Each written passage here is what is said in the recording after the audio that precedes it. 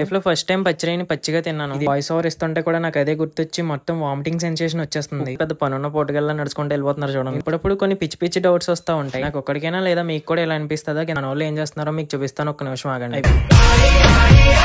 Hello అండి, నమస్తే అందరికి, welcome back to our channel. This is our third blog. సిటీలో ఎన్ని ఫ్లైఓవర్స్ మీద ట్రావెల్ చేసినా గానీ మన గోదావరి పైన ఉండే బ్రిడ్జ్ పైన ట్రావెల్ చేస్తే వచ్చే ఎక్స్పీరియన్స్ మాత్రం వేరే. చుట్టూ ఎటు చూసినా కొబ్బరి చెట్లు, చల్లని గాలి, ఎంత చెప్పినా అది ఎక్స్పీరియన్స్ చేస్తేనే గానీ తెలియదు. మన గోదావరిలో ఎవరైనా ఉంటే కింద కామెంట్ చేసేయండి. మన శివకోట నుంచి జగ్గనపేట వరకు ఈ రోడ్ వేసి ఎంత మంచి పని చేశారని. చాలా టైం సేవ్ అవుతుంది. మిగిలిన మొక్క కూడా వేసేస్తే ఇంకా అసలు జర్నీయే తెలియదు. ఒకప్పుడు అమలాపురం వెళ్ళాలంటే ఈ గన్నవరం బ్రిడ్జ్ మీద నుంచే వెళ్లే వాళ్ళం, కానీ పాసర్లపూడి బ్రిడ్జ్ పడిన తర్వాత అసలు ఈ సైడే రావట్లేదు. ఏ ఊరి స్పెషల్స్ ఆ ఊర్లోనే టేస్ట్ చేయాలి. అందుకే మనం ఈ రోజు 70 కిలోమీటర్స్ ట్రావెల్ చేసి రాజమండ్రి వెళ్తున్నాం. రాజమండ్రి అనగానే మీకు ఆల్రెడీ అర్థమైపోయి ఉంటది. అవునండి, రోజ్ మిల్క్ తాగడానికే వెళ్తున్నాం. మొత్తం అంతా ఈ జర్నీ పెడితే మళ్ళీ మీకు బోర్ కొడుతుంది. అక్కడికి వెళ్ళిన తర్వాత కంటిన్యూ చేద్దాం. ఫైనల్ గా మన రాజమండ్రి రోజ్ మిల్క్ సెంటర్ కి వచ్చేసాము. డైరెక్ట్ గా వెళ్ళి రోజ్ మిల్క్ తాగిస్తే కిక్ ఏం ఉండదని ముందుగా చాట్ తిన్నాము. అది అయిపోగానే కొంచెం పక్కకి అలా నడుచుకుంటా వెళ్ళి ఒక 2 ప్లేట్ చల్లపునుకులు ఇంకా బజ్జీలు కూడా తినేసాము. అప్పుడప్పుడు కొన్ని పిచ్చి పిచ్చి డౌట్స్ వస్తూ ఉంటాయి. నాకు ఒక్కడికైనా లేదా మీకు కూడా ఎలా అనిపిస్తుందా కింద కామెంట్ చేయండి. వీటి పేరేమో చల్లపునుకులు, కానీ అవి వేడివేడిగా ఉంటేనే తింటాం, చల్లారిపోతే మళ్ళీ బాగోవు. ఇదేం లాజిక్ నాకు అర్థం కావట్లేదు. తినదరికి దాకా అటు ఇటు నడిచి మళ్ళీ మన రోజ్ మిల్క్ సెంటర్ కి వచ్చేసాము. అయ్యి బాబే, వెళ్ళండి, మన వీడియో కోసం ఎంత ఆలోచించేస్తున్నారు, గ్లాసులు సర్దేస్తున్నారు అనుకున్నాను. అందుకే అదంతా మన వీడియో కోసం కాదు, స్నాప్ పెట్టుకోవడానికి అంట. ఇంకేం చేస్తాంలేండి.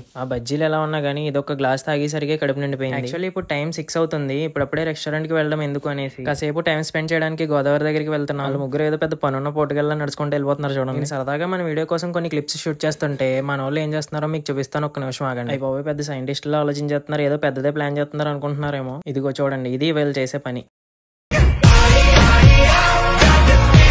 ఇంకా అలా మనం అనుకున్న టైం అయిపోయింది. సో ఫుడ్ తినడానికి రెస్టారెంట్ కి స్టార్ట్ అయిపోయాం. ఇందాక వైట్ టీ షర్ట్ వేసుకుని ఉన్నాడు చూడండి, ఆ అబ్బాయి మమ్మల్ని చాలా కాన్ఫిడెంట్ గా రాంగ్ రూట్ లో తీసుకెళ్లిపోయాడు. మళ్ళీ దీనికి ఒక అరగంట టైం వేస్ట్. మళ్ళీ రెస్టారెంట్ కి వెళ్ళిన తర్వాత మనం వ్లాగ్ కంటిన్యూ చేద్దాం. ఇప్పుడు తినే ఐటమ్స్ ఏం తింటాంలే, సరదాగా ఏదైనా చైనీస్ ఐటమ్ ట్రై చేద్దాం అని రెస్టారెంట్స్ వెతుకుతుంటే మాకు ఎఫ్ కనిపించింది. చూడడానికి కూడా కొంచెం హడావిడిగా ఉందని మంచి ఎగ్జైట్మెంట్ తో లోపలికి వెళ్ళిపోతూ ఎంట్రన్స్ ఎక్కడో తెలియక ఇక్కడ ఆగిపోయాం. లోపల అంబియన్స్ హడావిడి అంతా చూస్తుంటే ఎందుకో తేడా కొడుతుంది. తిన్న తర్వాత ఏం అవ్వకుండా ఉంటే అంతే చాలు. మళ్ళీ ఫుడ్ వచ్చిన తర్వాత మాట్లాడుకుందాం. ఈ లోపు కొన్ని షార్ట్స్ వేస్తాను చూడండి.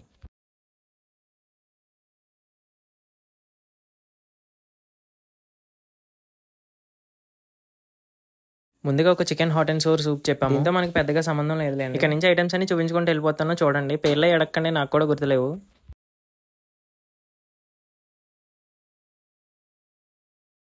ఇప్పటి వరకు మీకు చూపించడమని ఒక ఎత్తు అయితే ఇది ఒక ఎత్తు. లైఫ్ లో ఫస్ట్ టైం పచ్చిరైని పచ్చిగా తిన్నాను. ఇది ఏదో చైనీస్ స్టైల్ ప్రాన్ ఐటమ్ అంట. ఎలా వస్తుందని అడిగితే క్రీమీగా వస్తుంది అన్నారు. మనం ఎప్పుడైనా కొత్త రెస్టారెంట్ కి వెళ్ళి మనకు తెలియని ఫుడ్ ఐటమ్స్ ఆర్డర్ చేసుకున్నప్పుడు ఏం చేస్తాం, ముందు ఒక ముక్క తిని దాని టేస్ట్ చూసి బాగుంది అనిపిస్తే మళ్ళీ వేసుకుని తింటాం. అయ్యి బాబాయ్, నేను తోపు దమ్ముంటే ఆపు చైనీస్ ఐటమే తినేస్తున్నానంటే ఇంకేదైనా తినేయచ్చు అనుకున్నాను. పాటు మనకి ప్రాన్స్ అంటే కొంచెం ఇష్టం లేండి. మా వాళ్ళందరూ ఒక్కొక్కరు వేసుకుంటే నేను 2 వేయించేసుకున్నాను. మా వాళ్ళు ఇంకా ప్లేట్ లో కూడా చేయపెట్టలేదు. అబ్బే, మనకి ఎదవారటం కదా. ఆ రెయ్యి ఎంత ఉందో అంత రొయ్య తీసుకుని గబగబా నోట్లో పెట్టేసుకున్నాను. నోట్లో పెట్టుకుని కొరికిన వెంటనే నోరంతా జ్యూస్, పచ్చి వాసన. బాబోయ్, మొత్తం ఎలా ఉందంటే రకరకాలుగా ఉంది. వాయిస్ ఓవర్ ఇస్తుంటే కూడా నాకు అదే గుర్తొచ్చి మొత్తం వామిటింగ్ సెన్సేషన్ వచ్చేస్తుంది. ఉప్పు లేదు, కారం లేదు, టేస్ట్ లేదు, ఏమీ లేదు. పచ్చిదంటే పచ్చిది, పచ్చి రొయ్య పట్టుకొచ్చేసాడు. అప్పుడే అలా ఒలిసి అలా ప్లేట్లు వేసి అలా తెచ్చేసినట్టున్నాడు. మనకేమో మసాలా లేనిదే ముద్ద దగ్గర 5-6 మెంబర్స్ మా ముందు నుంచి అలానే చూస్తున్నారు. మింగలేను, కక్కలేను. ఆ టైంలో నా సిచ్యువేషన్ ఎలా ఉందో ఒక్కసారి ఊహించుకోండి. ఇంటి దగ్గర ఉన్నప్పుడు చెత్త కింద తిరిగేస్తాం, ఏది పడితే తినేస్తాం, కానీ రెస్టారెంట్ కి వెళ్తే పాష్ మెయింటైన్ చేస్తాం కదా మనం. పాష్. ఆ రోజు నిజంగా నరకం చూసాను. మళ్ళీ ఇలా చెప్పానని రెస్టారెంట్ లో ఫుడ్ బాగాలేదు అది ఇది అనుకోకండి. మనం ఎప్పుడు తినక మనకు అలా అనిపించింది అంతే. మిగతా ఐటమ్స్ అన్ని బాగున్నాయి. ఇంకా అలా చాలాసేపు కష్టపడ్డ తర్వాత ఇంటికి స్టార్ట్ అయిపోయాము. కానీ ఆ రొయ్య ఫ్లేవర్ ఇంకా నా నోట్లో అలానే ఉండిపోయింది. అందుకే దారిలో ఒక టీ బ్రేక్ తీసుకుని మళ్ళీ ఇంటికి స్టార్ట్ అయిపోయాము. దీన్ని బట్టి మీకు ఏమర్థమైందో చెప్పండి.